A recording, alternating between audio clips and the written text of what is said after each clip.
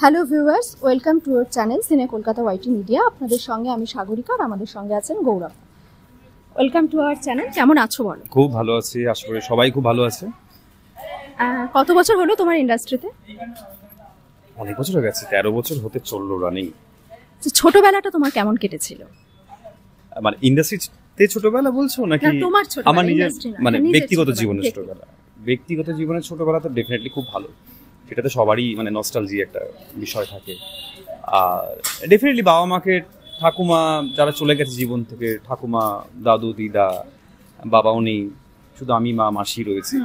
তো হ্যাঁ, ওদেরকে তো ডেফিনেটলি মিস করি। ছোটবেলা একটা সেগমেন্ট মানে একটা ডাইমেনশন যায় জীবনের, আর এখন ডাইমেনশন ডেফিনেটলি আলাদা। তো সবটা সময়ের সাথে সাথে সবটাই মানে আমি ভালোভাবে পরখ করেছি জীবনটাকে। তো কখন মনে হলো যে তুমি অভিনয় করবে? ছোটবেলা থেকে কোথাও একটা পাজল সবকিছু ছিল, ক্রিয়েটিভিটি, সবকিছু পছন্দ হতো। মানে কখনো খেলছি, কখনো আঁকাকি করছি, ক্রিয়েটিভ ভাবছি, কোনোটাই না মানে সেইভাবে একত্রিত করতে পারতাম না। তো ছোট ছিলাম, খুব একটা বুঝতাম না। এবার আমাদের পরিবারে সেভাবে মানে একদম নিম্ন মধ্যবিত্ত পরিবারের ছেলে আমি, উঠে আসা।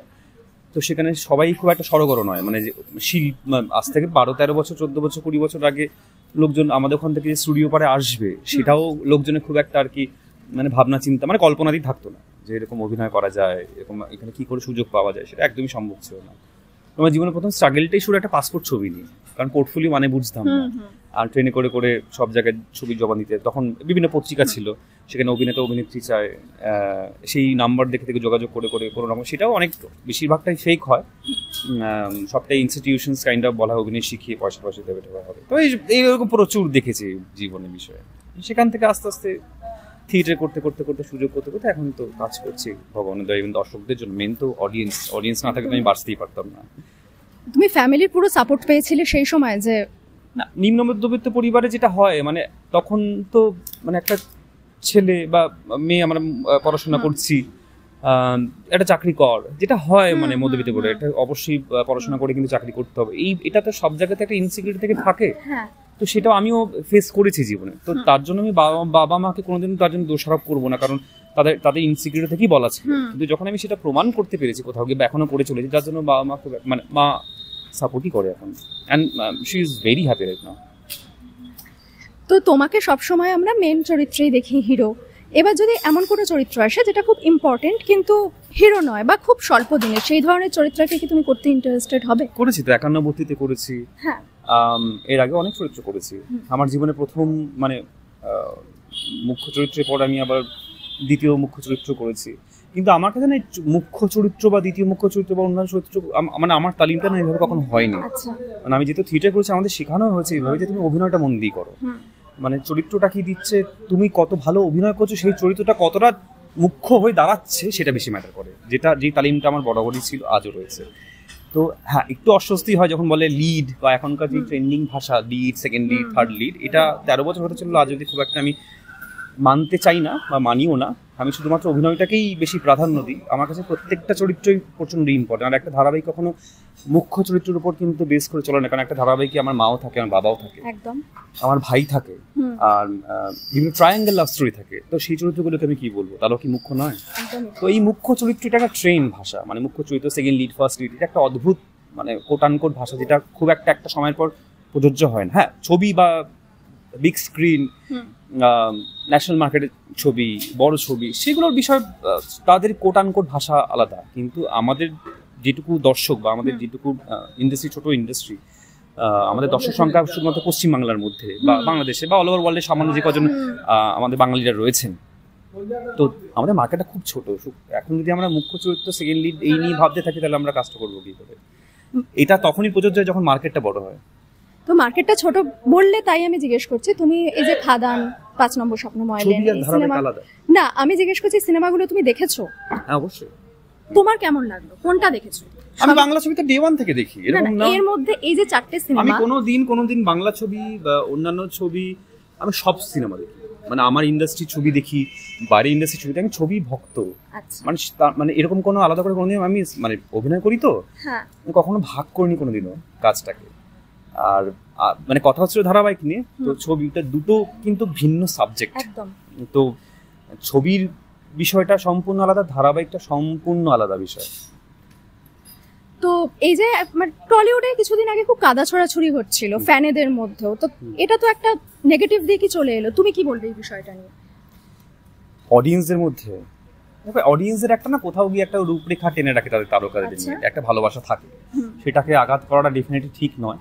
কিন্তু এটা কোথাও গিয়ে তারাও পরে একটা সময় পরে বুঝতে পারে যে না, আরে এখন তো সময় পাল্টে গেছে, এখন আজ আমি এই মানে আমি যেমন আমি বাহুবলীকে সাপোর্ট করছি, আমি তারও ফ্যান, বাট যখন দেখলাম যে আচ্ছা পুষ্পা খুব ভালো কাজ করছে, পুষ্পা তো ভালো কাজ করছে, ওকে ভেরি গুড, আমি তখন দেখছি ডিজনিতে মুফাসা রিলিজ করছে, বাট এই না হিন্দি ডাবিং, শাহরুখ খানের ছেলে, শাহরুখ খানের ছেলে কি করবে? তো এই ধরনের আমাদের সবসময় একটা মানসিকতা দর্শক হিসেবে থাকেই যে আমরা আচ্ছা এটা দেখছি, এটা বেস্ট, এটা দেখছি, এটা বেস্ট। আমাদের ইন্ডিয়ানা কোথাও গিয়ে একটা মানে চলচ্চিত্র মানে প্রাধান্য দেশ, খুব পছন্দ করে আমাদের, মানে সিনেমা ধারাবাহিক মানে বিনোদনটা খুব পছন্দ করে আমাদের দেশ। তো এইটা কোথাও গিয়ে থাকে, কিন্তু আবার ঠিকও হয়েছে এটা আমাদেরই কোথাও গিয়ে ঠিক করতে হবে, আর যে দর্শকদের সেইভাবে সাবলীল করে দিতে হবে যে এরকম কোনো ভেদাভেদ নেই, আমরা সবাই মিলেই দেখি না ছবিটা, সবাই মিলে এনজয় করি না, ভেদাভেদ করে কি হবে? এটা তো আমরা তো বর্ডারে যুদ্ধ করতে যাচ্ছি না। তো ইন্ডাস্ট্রিতে এখন কাজ পাওয়া কতটা কঠিন হয়ে দাঁড়িয়েছে? তুমি যদি মানে কাজ পাওয়া, যদি কাজ জানে কেন কাজ পাবে না মানুষ? মানে সবকিছু কাজ পাবে মানে তুমি কতটা সাবলীল, তুমি কতটা কাজ জানো, তার সাথেও তোমার চরিত্র, তোমার ব্যবহার, তোমার কন্টেক্ট সবটা ম্যাটার করে। তোমার কি এই নিয়ে টেনশন হয়? আমার টেনশন হয় না, আমি টেনশন করি না কখনো। কনফিডেন্ট না, সেটা কখনোই নয়, সেটা কখনোই নয়।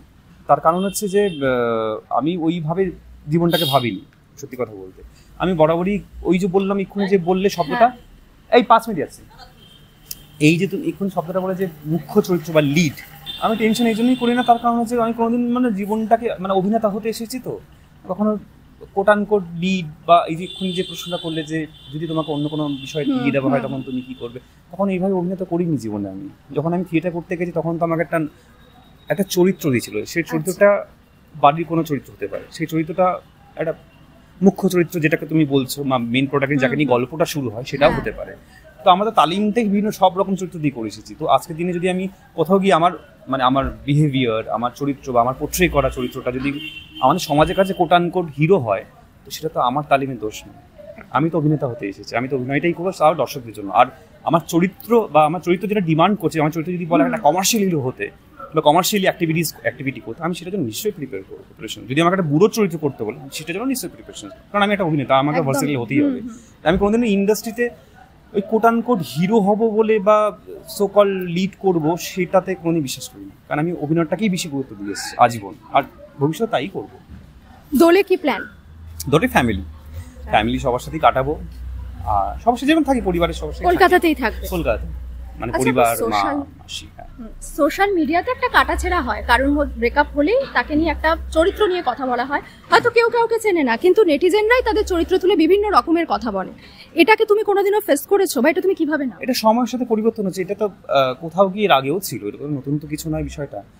মানে এর আগেও ধরো আমাদের যদি তুমি নর্মাল সোসাইটি হিসেবে যদি ভাবতে যাও, তো আশেপাশের লোকজনরা ধরো আমাদের পাড়ার, যেমন ধরো আমি নিজে যখন প্রথম অভিনয় মানে থিয়েটার করছি, আমার পাড়ার লোকই বলেছিল যে ও তো পয়সা দিয়ে থিয়েটার করে, তো সেটা তখন মাধ্যমটা শুধু পাড়া ছিল, আজকে সোশ্যাল মিডিয়া আসছে।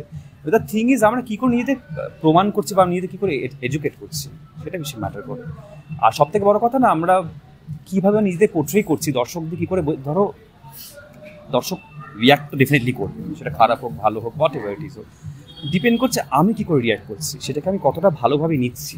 মানে আমি যদি আমার দর্শকদের 24 ঘন্টা বলে থাকি না আমি এটার জন্য আমি প্রচন্ড ক্ষিপ্ত, বা 24 ঘন্টা এটার জন্য আমি সলিউশন না করি, তার দর্শকরা তো বিভিন্ন রকমের ভাববেই, এটা দর্শকের তো দোষ নয়, কখনোই দর্শকের দোষ দেবো না, এটা আমার উপর ডিপেন্ড করছে আমি কি করে রিয়াক্ট করছি, আর আমি কি করে সাপোর্ট করছি, ইভেন সোসাইটিকে আমি কি পজিটিভ নিউজ মানে মেসেজ দিচ্ছি, সেটা প্রচন্ড বেশি ইম্পর্টেন্ট অ্যাজ এ সেলিব্রিটি।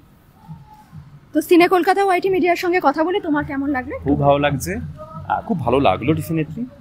সবাই খুব ভালো থাকবেন, দোলের আগাম শুভেচ্ছা রইল, আপনারা খুব এনজয় করুন, আর অবশ্যই অর্গানিক রং ইউজ করবেন, আর পশু পাখিতে একদম দেবেন না প্লিজ, প্রত্যেকবারই বলি, আবারও বলছি, আপনারা নিজেরা এনজয় করুন, আর কেমিক্যাল রং থেকে দূরে থাকবেন।